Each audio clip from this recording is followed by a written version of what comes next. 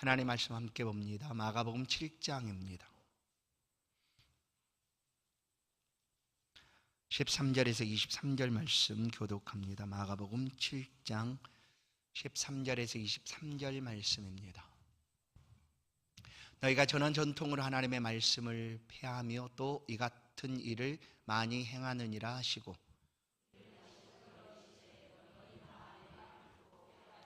무엇이든지 밖에서 사람에게로 들어가는 것은 능히 사람을 더럽게 하지 못하되 무리를 떠나 집으로 들어가시니 제자들이 그 비유를 묻자온대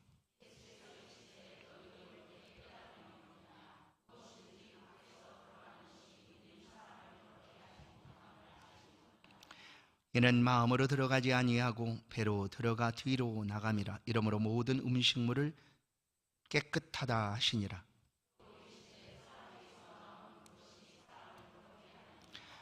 속에서 곧 사람의 마음에서 나오는 것은 악한 생각 곧 음란과 도둑질과 살인과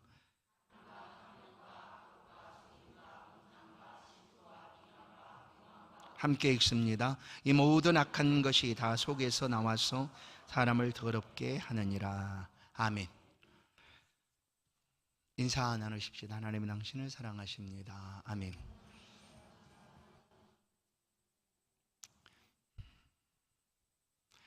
사람의 마음에서 나오는 것, 오늘 마가복음 7장에서 예수 그리스도께서 사람의 마음에서 나오는 것들에 대한 말씀을 들려주십니다.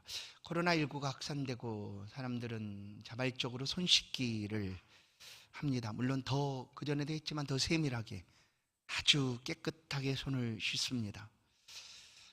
손을 통하여 들어오는 세균들, 병균들을 막기 위하여 하루에도 수차례씩 손이 닿도록 손을 깨끗하게 씻었습니다. 병균이 우리 안에 들어오지 못하게 하는 방법으로 손을 깨끗하게 씻습니다. 그리고 우리 몸속에 이런 질병이 다가오지 않도록 건강하고 또 신선하고 깨끗한 음식들을 우리가 섭취를 합니다. 사회 속의 오래된 규범이나 습관들은 그것이 전통이 되기도 합니다. 좋은 전통이 분명히 있습니다. 습관이 오래되면 좋은 전통으로 자리를 잡게 되고 그 전통을 통하여 오래도록 그 사회 속에 아름다운 것들을 이루어가고 만들어갈 수도 있습니다. 유대인들에게 이런 전통이 있었습니다. 그것을 여러 전통이 있지만 그 중에 하나가 탈무드이기도 합니다.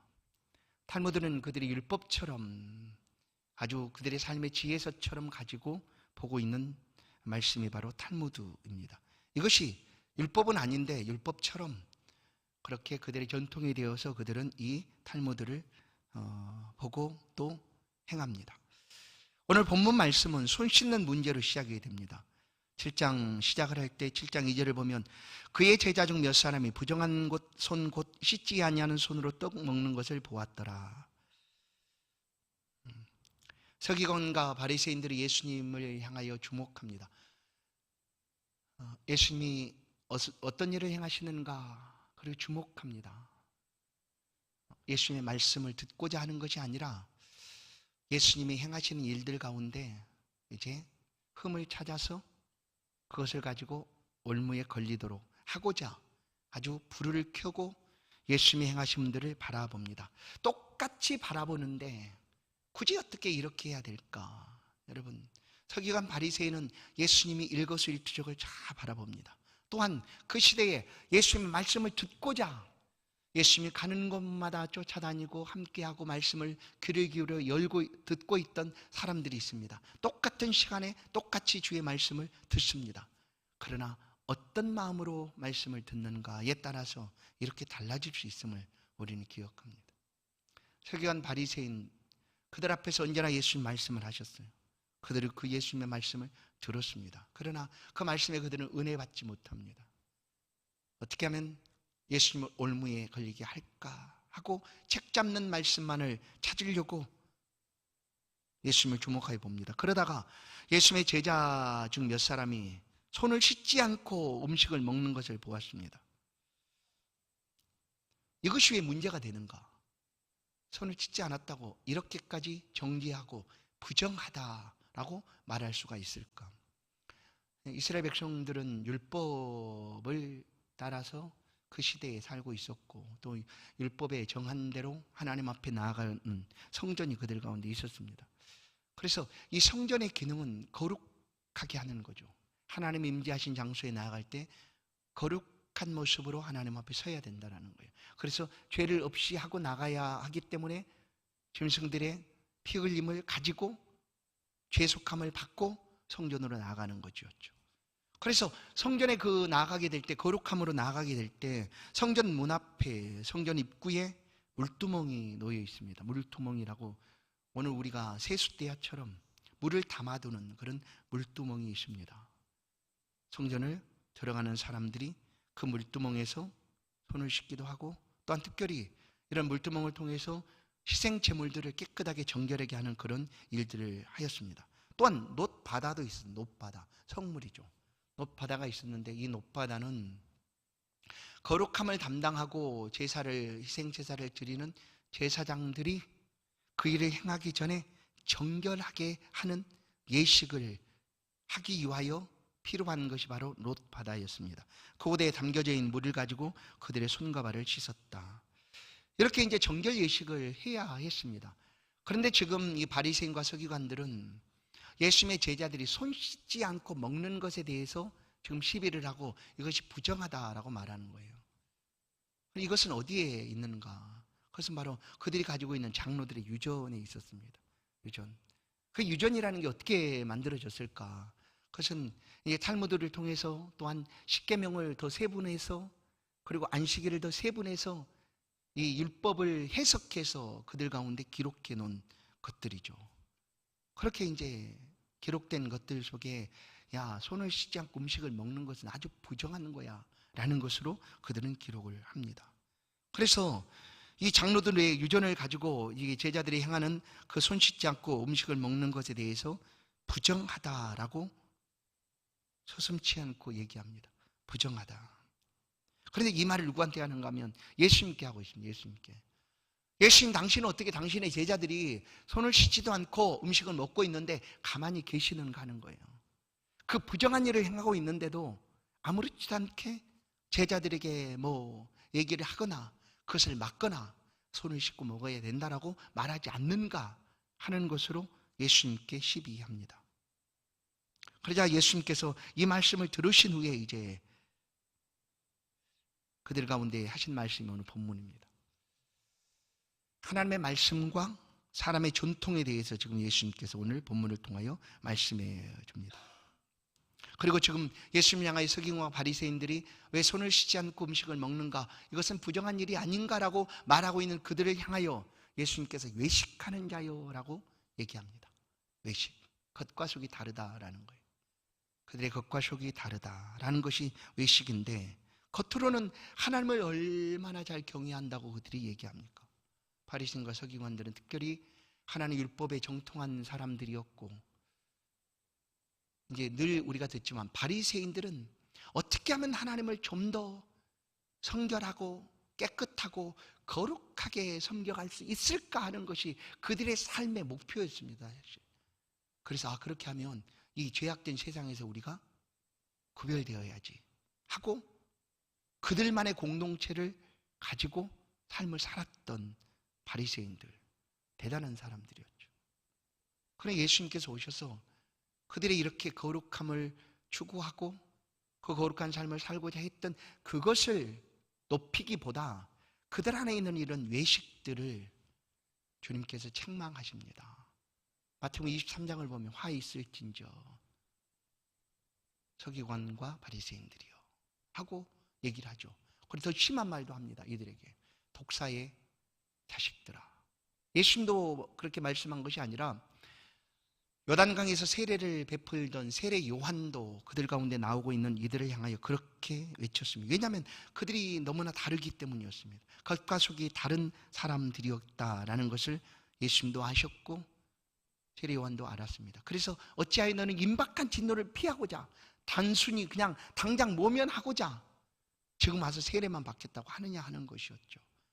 오늘 예수님께서 하신 말씀도 그들은 다른 사람을 정죄하고 부정하다고 말하고 있지만 너희들은 본래 외식하는 자다라고 말씀합니다. 그리고 7장 6절의 말씀, 이 백성이 입술로는 나를 공경하되 마음은 내게서 멀도다. 지금 이들이 하고 있는 그 말들은 얼마나 하나님 앞에 깨끗하게 정결하게 나아가겠다고 하는 것입니까? 그런데 예수님께서 그렇지, 내가 잠깐 제자들을 돌아보는 일을 내가 실수했다. 그렇지, 제자들이 깨끗하고 거룩하게 음식도 먹고 그렇게 해야지 라고 말하기보다, 그렇게 말하고 있는 서기관과 바리새인들을 향하여 외식하는 자들아 라고 예수님께서 구약 이사야 말씀을 인용하여 그들 가운데 말씀하고 있습니다. 그리고 하시는 말씀이, 하나님을 공경한다 너희가 말하고 있지만 너희가 하나님을 공경하는 것이 아니라 사람의 계명으로 가르칠 뿐만 아니라 사람의 계명으로 더 한 걸음 더 나아가서 하나님의 말씀을 피하고 있다라고까지 말합니다. 아니, 지금 이들은 깨끗한 손으로 음식을 먹어야지 되는 거 아니냐, 그래야지만 옳은 것이고, 그것들이 오랫동안 우리 사회 속에서 이어져 왔던 그런 습관이고 지켜왔던 일들인데, 그렇게 하지 않으니까 이렇게 얘기하는 것인데, 그것을 가리켜서 이렇게 말할 수가 있는가 하고 생각할지도 몰라요. 예수님은 그들 안에 있는 외식을 아셨습니다. 그래서 그들이 이렇게 시비하고 있는 것이 과연 무엇인가를 예수님께서는 그들 가운데 다시 들려줍니다. 9절을 보시면, 이르시되 너희가 전통을 지키려고, 잘 봐요, 너희 전통을 지키려고 하나님의 계명을 잘 저버리는 도다예요. 이게 바로 사람의 계명이죠. 그들이 만들어 놓은 계명입니다. 그래서 그들 사회 속에서 습관처럼 이어져 왔던 전통들, 그것이 규범이 되고 규례가 되고 바뀔 수 없는 그런 그냥 법이 된 거죠. 그것을 지키기 위해서 오히려 변하지 않고 바뀌지도 않고 변할 수도 없는 하나님의 말씀을 폐하고 있다라고까지 얘기를 하는 거예요. 손을 씻지 않는 문제가 그들에게 있어서 하나님의 말씀을 피하는 일이었는가? 직접적으로 그것이 연관이 안 된다 할지라도 이들이 이렇게 행하고 있는 것이 이 손 씻지 않는 문제만 아니라 그 전통을 따라서 여러 가지 문제들을 가지고 사람들을 정죄하고 있었기 때문에 예수님 지금 그렇게 말씀하고 있는 것이다. 여러분, 사람이 만들어 놓은 전통은 바뀔 수 있습니다. 시대의 흐름을 따라서 달라질 수도 있습니다. 그것이 변하지 않는 법일 수 없다라는 거예요. 그러나 이 세상에서 절대로 바뀌지 않고 1.1획도 변할 수 없는 것은 하나님의 말씀입니다. 그래서 이 말씀을 가리켜서 진리다라고 하는 거죠. 시대가 어떻게 바뀌든지 상황이 어떻게 달라지든지 하나님의 말씀은 변할 수 없다라는 거예요. 하나님 말씀은 어느 시대고 하나님의 말씀은 똑같이 생명이 되고 또한 믿는 자의 삶 속에 능력이 되고, 그게 바로 하나님의 말씀, 진리인데, 진리가 아닌 것을 진리처럼 지금 사람들에게 얘기하고 주장하고 있으니까 예수님께서 말씀하고 계시는 거예요. 왜냐하면 단순히 손을 씻지 않는 문제를 가지고 이렇게까지 신랄하게 부정한 일을 행하였다 하고 정죄할 수가 있을까? 야, 너 좀 더럽게 그렇게 먹지 마 할 수도 있겠죠. 얼마든지 손을 씻고 먹는 것이 좋겠다 할 수도 있고, 그러나 그것이 죽을 죄를 지은 것처럼 이렇게 정죄받아야 되는 일인가? 그건 아닌데, 이미 그들 사회 속에서 이것은 그렇게 되고 있었다라는 거예요. 이것과 또 이제 뭐 다른 복음서 안에서 많이 나타나고 있는 문제가 바로 안식일 문제거든요. 안식일도 똑같이 이렇게 취급을 한 거예요. 안식일 역시 안식일. 그래서 안식일을 그냥 이들은 이렇게 법 조문처럼 만들어 두고 정확하게 써놓고 거기에서 조금이라도 벗어나면 정지하는 것이 바빴어요. 왜 들 수 없는 무게를 들었느냐? 왜 걸어갈 수 없는 거리를 걸었느냐? 하는 식으로. 그게 이제 그들의 전통 속에 안식일을 그렇게 기록해 놓고 그것 가지고 사람들을 정죄하였다. 그래서 오늘 손 씻지 않는 문제로 예수님께 다가왔던 이들을 향하여 예수님께서 너희가 너희 계명, 너희들이 만들어 놓은 사람의 계명을 지키려고 하나님의 말씀을 피하는 거 있다라고 얘기합니다. 그러면서 예를 들어주고 있는 것이 무엇인가 하면 13절 말씀, 너희가 전한 전통으로 하나님의 말씀을 피하며 또 이 같은 일을 많이 행하느니라. 그 이전에 뭘 얘기합니까? 바로 그들이 가지고 있었던 전통을 얘기합니다. 하나님의 계명은, 변하지 않는 진리는 부모를 공경하라는 것입니다. 내 부모를 공경하라. 또 신약 에베소 6장도 내 부모를 주 안에서 공경하라. 사람을 향한 첫 번째 계명, 5계명이 부모를 공경하라라는 것 아니에요. 그러니까 이 계명은 바뀔 수 없는 거죠. 진리니까. 하나님이 직접 하신 말씀이니까. 그런데 이 유대인들이 그들이 가진 전통을 지켜가기 위하여 이 하나님의 계명인 이 말씀을 피하고 있었다라는 거예요. 어떻게 피했는가? 피할 수 없는 말씀이죠. 내 부모를 공경하라는 것은 무슨 일이 있어도 공경해야 돼요. 뭐 거기에 어떤 사족을 붙일 수 없어요. 예를 들어서 내 부모가 부모 같아야지 공경하죠. 이런 거 안 돼요. 그냥 부모니까 공경하라는 거예요. 왜냐하면 부모를 공경하지 못한다고 하면 그가 이 땅에 태어나는 그 모든 것을 부정하는 것과 똑같은 거예요. 자기 존재 자체를 부정하는 거예요. 그래서 성경은 너무나 중요하게 사람을 향한 첫 번째 계명으로 내 부모를 공경하라라고 말하는 거예요. 그 다른 사족이 필요 없어요. 부모 같아야죠. 부모가 부모답게. 물론 우리 사회에서 그런 일들이 많이 일어나는 걸 압니다. 그럴지라도 하나님의 말씀은 부모를 공경하라는 거예요. 왜냐하면 그것이 자녀된 도리예요. 도리. 천하 없이 뛰어나고 똑똑하고 천재고 영재라 할지라도 부모 없이 이 땅에 태어난 사람은 단 한 사람도 없습니다. 그래서 성경은 그것을 아주 귀중하게 여기고 계명으로 못 박아서 우리 가운데 들려주는 거예요. 부모의 책임을 다하지 못한 것에 대해서 우리 자녀가 그것을 탓할 필요 없다라는 거예요. 그냥 그것은 하나님께 사실 몫이라고 남겨주고 우리가 할 수 있는 것은 부모를 공경하는 일이다라는 거예요. 그런데 이때의 유대인들은 그들이 가진 그 전통, 장로들의 유전을 따라서 이 부모 공경의 계명을 폐해버립니다. 폐해버렸어요. 어떻게? 고르반 이렇게 했다는 고르반. 그 당시에 언어로 고르반 이렇게 하고 부모를 마땅히 공경해야 될 의무를 그들은 없이 해주었다라는 거예요. 이 고르반이 오늘 말씀한 대로 아버지나 어머니께 드려 유익하게 될 것을 뭐라고 얘기하면 하나님께 드렸습니다 하는 것으로 부모를 공경하는 것을 그냥 무시해버렸다라는 거예요. 아이고 아버지 어머니 마땅히 드려야 되는데 그거 먼저 하나님께 드렸어요. 그냥 이해하시죠. 그냥 이렇게 하고 부모 공경의 의무를 그들이 피하여 버렸다. 그래서 어디서든지 그들은 그냥 고르반 했다는 거예요. 고르반하고 아시죠? 아버지도 아시죠? 어머니도 아시죠? 고르반 아시잖아요. 하나님께 드렸어요. 그러니까 이해하시고 그냥 그런 대로 하세요. 이렇게 됐다라는 거예요. 이것을 예수님께서 그들 삶 속에서 이렇게 말씀하고 있는, 너희가 전한 전통을 하나님의 말씀으로 폐하였다. 또 이 같은 일을 이 일만 아니라 많이 행하느니라 라고 얘기하는 거예요. 그래서 예수님께서 이렇게 그냥 단순히 손 씻는 문제인데 왜 이렇게까지 말씀을 하실까?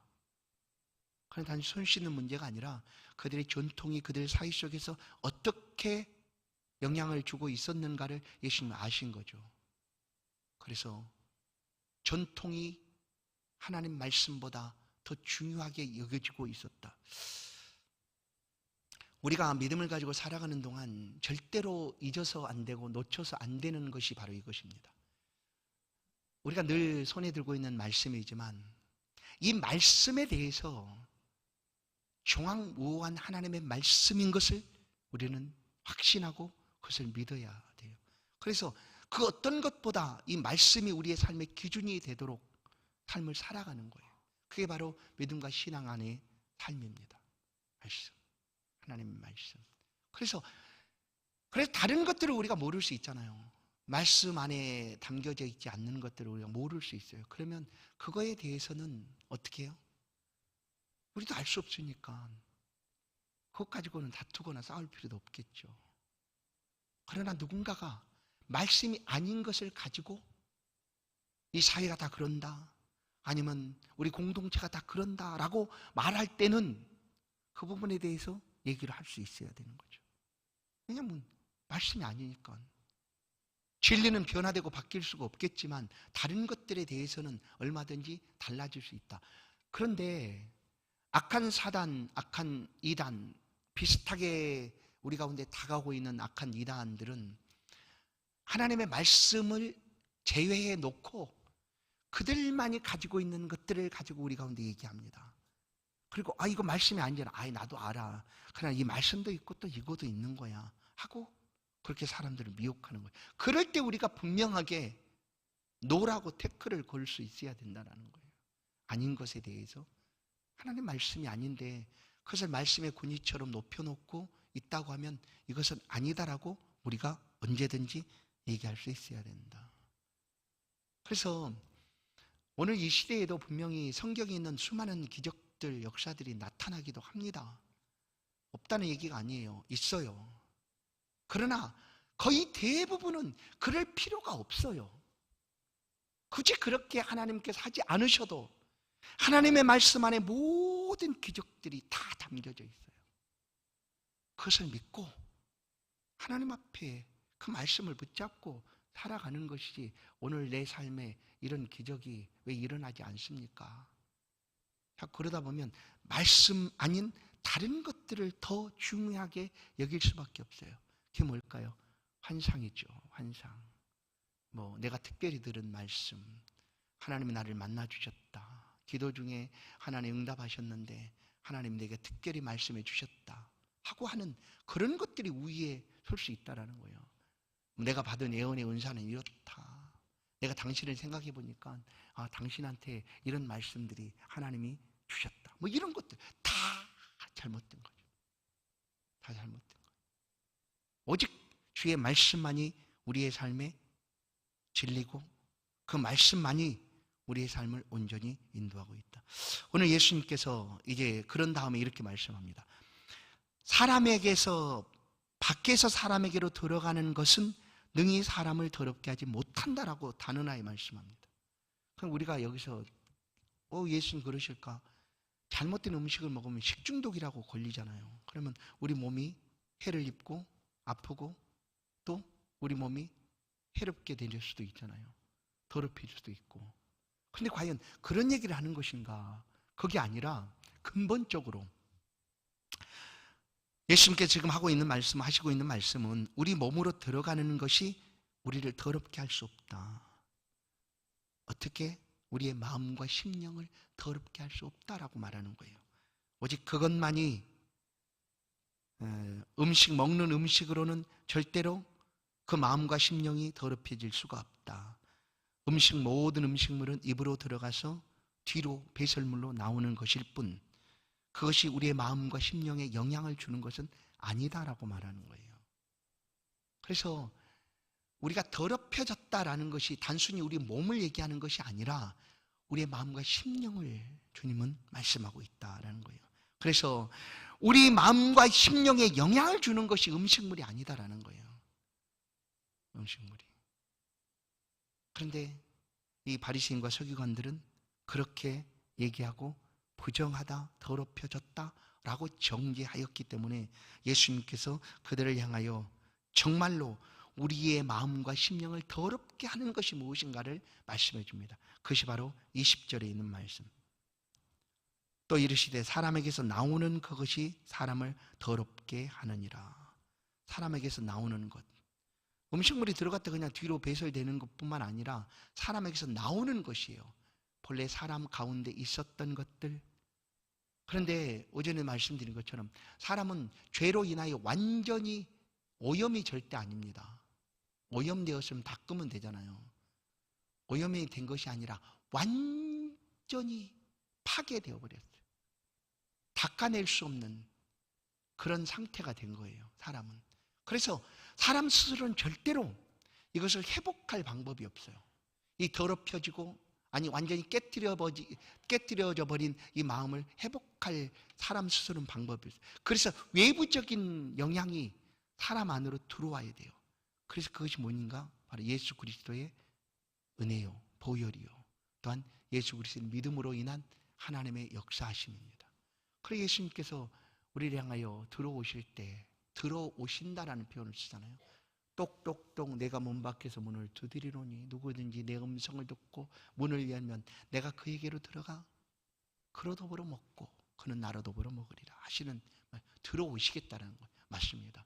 예수 그리스도로 말미암아 우리의 마음과 심령이 깨끗해지는 것이지, 이 음식물을 어떻게 먹고 어떤 음식을 먹느냐에 따라서 달라질 수 있는 게 아니라는 거예요. 그런데 이것을 가지고 단순히 손 씻지 않는 문제를 가지고 더럽혀졌다라고 말하였기 때문에 예수님 정말로 사람을 더럽게 하는 것이 무엇인가? 그것은 바로 죄다라는 거예요. 죄. 예레미야 17장 9절 만물보다 거짓되고 심히 부패한 것은 마음이라 누가 능히 이를 알리오마는 나 여호와는 심장을 살피며 폐부를 시험하고 각각 그의 행위와 그의 행실대로 보응하나니. 이미 더럽혀진 우리의 심령이다라는 거예요. 우리의 마음이 완전히 부패하고 썩어버렸어요. 회복될 수 없는 그런 상태가 된 게 우리의 마음이에요. 그러나 그 마음 속에 그리스도 예수께서 오심으로 그 마음이 회복이 된 거죠. 새로운 마음. 그래서 이제 예수를 믿는 삶을 이제 이렇게 회복됐다라는 게 아니라 완전히 새 사람이다라는 표현을 쓰는 이유가 여기 있습니다. 새 것이 되었다. 완전히 새 것이 된 거예요. 새로운 창조물로, 새로운 피조물로 그리스도 예수께서 우리를 바꿔놓으신 거예요. 번역이 새롭게 태어난 거예요. 완전히 그리스도 안에서. 그게 바로 성경이 우리 가운데 하신 말씀이에요. 그러나 그 이전에 우리의 마음은 더럽혀졌고 또 그 마음에서 쏟아져 나오는 것들은 사람을 파괴하는 것이고 더럽히는 것이 바로 그 마음에 있었다.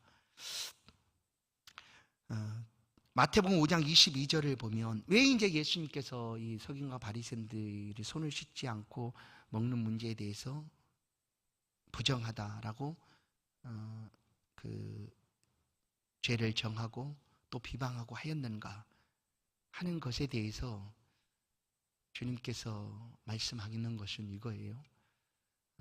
그 대상인 사람이잖아요. 사람. 손을 단순히 씻지 않은 것뿐인데 그 씻지 않은 그 일로 인하여 이렇게까지 그 사람이 이런 모욕이라든지 이런 비방이라든지 이런 것들을 받아야 될까 하는 거죠. 왜냐하면 그 사람이 누구인가를 우리는 기억해야 돼요. 언제나 하나님의 형상대로 지음받은 하나님의 형상이 함께 깃들어 있는 사람인 거예요. 사람. 그래서 예수님께서 환상보훈을 통하여 우리 가운데 사람에 대하여 가까이 있는 형제들을 대하여 어떻게 우리가 행해야 되는가에 대해서 하시는 말씀이 있어요. 마태복음 5장 22절 나는 너에게 이르노니 형제에게는 노하는 자마다 심판을 받게 되고 형제를 대하여 나가라 하는 자는 공회에 잡히게 되고 미련한 놈이라 하는 자는 지옥불에 들어가게 되리라. 여러분 우리가 이 그 표면적인 말 그대로 미련하다라는 표현을 쓸 수 있잖아요. 그렇다고 지옥불에 들어간다는 것도 아니겠죠. 이 미련한 놈 하면 그냥 지옥불에 들어가는 그거라기보다 지금 보세요. 세 가지 상황을 얘기하는데 형제에게 노하든지 또한 형제에게 나가 욕하든지 그리고 미련하다라고 하는 그런 사람들에 대해서 주님께서 하신 말씀. 왜 이렇게 말씀하시는가? 그것은 바로 우리가 섬기고 사랑해야 될 대상이 바로 그 사람들인데 그들을 향하여 이렇게 비방하고 모욕한다고 하면 그것이 옳은가 하는 것이죠.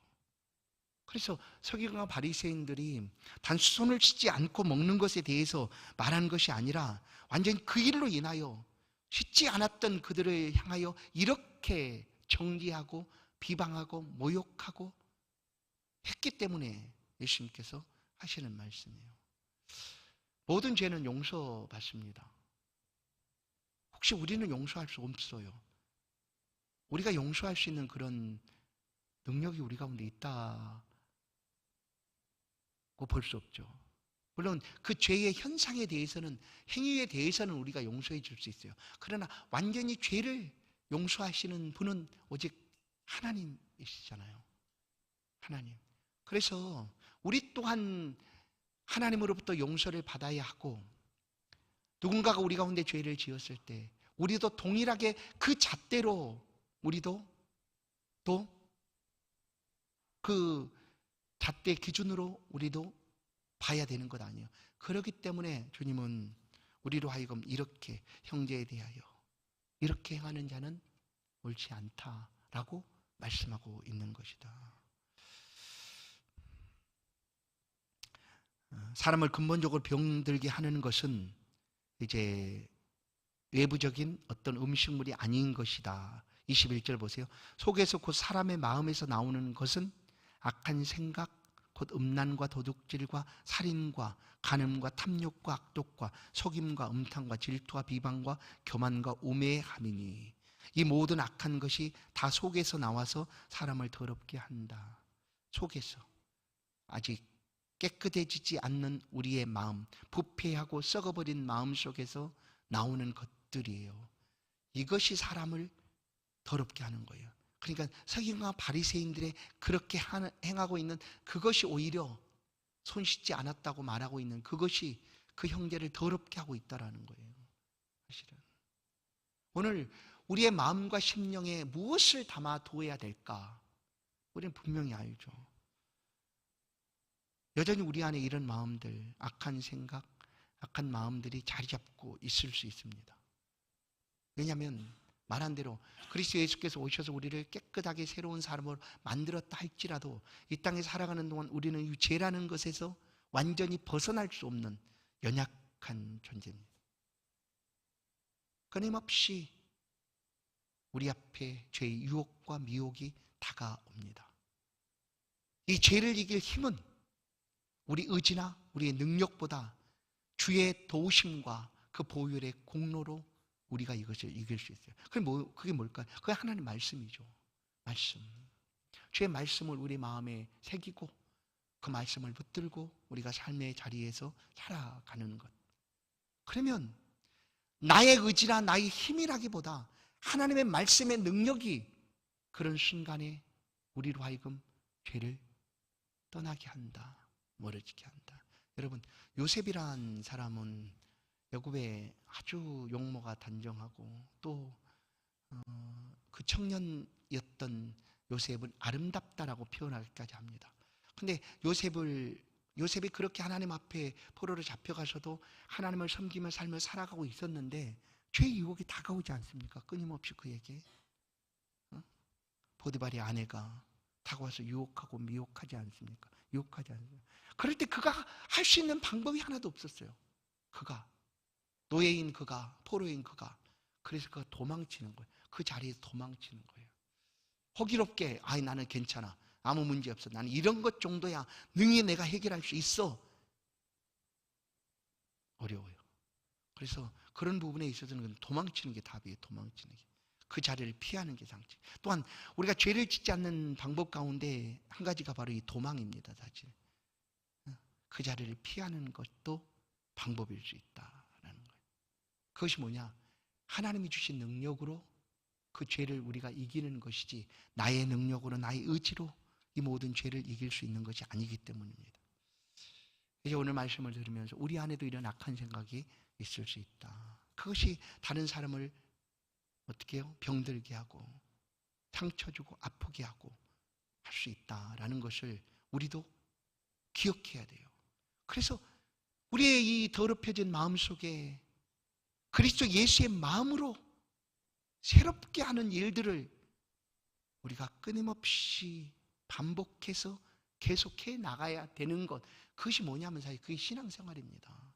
그게 신앙생활이에요. 내가 어제랑 오늘이나 동일하게 맨날 하나님 앞에 예배하고 똑같은 그런 반복해서 드리고 있는 것 같지만 아시잖아요. 그 삶들이 우리를 바꿔놓는 거예요. 바꿔놓는 거예요. 회복시켜 놓는 거예요. 그래서 우리의 마음 속에 예수 그리스도의 마음이 이렇게 새겨지도록 또 우리가 이 말씀을 기억하며 생각하십시다. 이 정도 죄는 죄도 아니야 라고 우리가 묵인하고 지나갈 수도 있어요. 이 정도는 괜찮겠지라고 지나갈 수가 있어요. 그러나 죄라는 것은 똑같습니다. 죄의 크기는 우리가 나눌 때, 사람이 나눌 때 이건 큰 죄다라고 말하지만 하나님 보실 죄는 다 똑같은 죄예요. 그래서 야고보서는 그 죄에 대해서 이렇게 표현합니다. 야고보 1장 15, 욕심이 잉태한 즉 죄를 낳고 죄가 장성한 즉 사망을 낳느니라. 죄는 사망과 연결되어 있어요. 죄의 값은 뭐예요? 사망이에요. 사망. 죄의 삭은 사망. 그러나 하나님의 은사는 그리스도 예수 우리 주 안에 있는 은혜요, 영생이요 라고 성경은 가르쳐 줍니다. 우리 마음속에 자리 잡고 있는 것이 무엇일까? 그래서 빌립보서 2장 5절은 너희 안에 이 마음을 품으라 라고 얘기해 주는 마음이 있어요. 그것이 바로 그리스도 예수의 마음이다. 그리스도 예수의 마음은 딱 한 가지로 표현해 보면 사랑하는 마음이에요. 사랑하는 마음. 사랑이에요. 사랑하는 마음. 사랑하겠다, 사랑한다, 사랑하는 마음을 가지고 한 주간 한번 살아보십시오. 아주 미운 사람도 그리스도 예수의 마음, 우리 마음속에 사랑의 마음을 품게 하시고 그 사랑을 가지고 한번 대해 보십시오. 형제에 대하여 나가라, 또 미련한 놈이라, 또 이렇게 하면 주님께 그것을 기억하시듯 우리가 한 주간 살아가면서 우리의 마음속에 주신 그리스도 예수의 마음을 품고 곧 사랑의 마음을 품고 삶의 자리에서 행하면 바로 그때에 하나님의 놀라운 역사들이 우리의 삶의 자리에 임하지 않을까. 악한 것들이 나오는 것이 아니라 우리 안에서 사랑이 쏟아져 나올 때 우리도 나아지고 우리를 통한 주변의 모든 삶들도 달라지고 변화될 줄로 믿습니다. 그리스도 예수의 마음을 우리 마음속에 새기십시다. 악한 생각이 아니라 그리스도 예수의 사랑의 마음을 품고 삶을 살아가십시다. 그러면 그 삶의 자리에 주께서 주시는 자유로움과 또 평강과 또 은혜가 넘치게 될 줄로 믿습니다. 이런 복된 삶이 저와 여러분의 복된 생애가 될 수 있기를 간절히 축원합니다. 하나님 도우셔서 감사합니다. 좋으신 하나님, 우리를 향한 하나님의 말씀하심 우리가 듣습니다.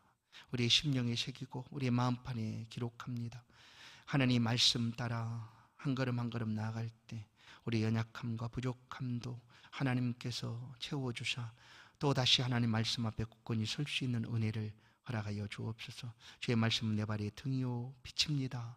고백하며 서 있는 주의 백성들 이 한 주간도 주의 은혜를 통하여 붙잡아 주셔서 있는 곳 어디 있어든지 우리의 마음에서 악한 것이 아니라 그리스도 예수의 사랑의 마음이 쏟아져 나올 수 있도록 그 사랑으로 인하여 우리의 삶이 변화되고 회복되어지고 새로워질 수 있도록 역사하여 주옵소서. 이 한 주간 오중에서도 또한 뜨거운 여름을 보내는 중에도 하나님 도우심의 손길이 주의 백성들 가운데 가득 임하게 하시고 또한 수련회를 하는 우리 중고등부 학생들 또한 열심으로 수고하는 우리 섬겨주는 교사들 또한 헌신하여 섬기는 우리 모든 성도들 하나님 그 삶의 자리에 은총을 베풀어 주사 우리 자녀들이 믿음으로 잘 성장하게 하시고 주의 뜻 안에 하나님 백성으로 잘 자라갈 수 있도록 믿음의 잔치, 성령의 잔치, 은혜의 잔치가 될 수 있도록 역사하여 주옵소서. 예수 그리스도의 이름으로 기도하옵나이다. 아멘.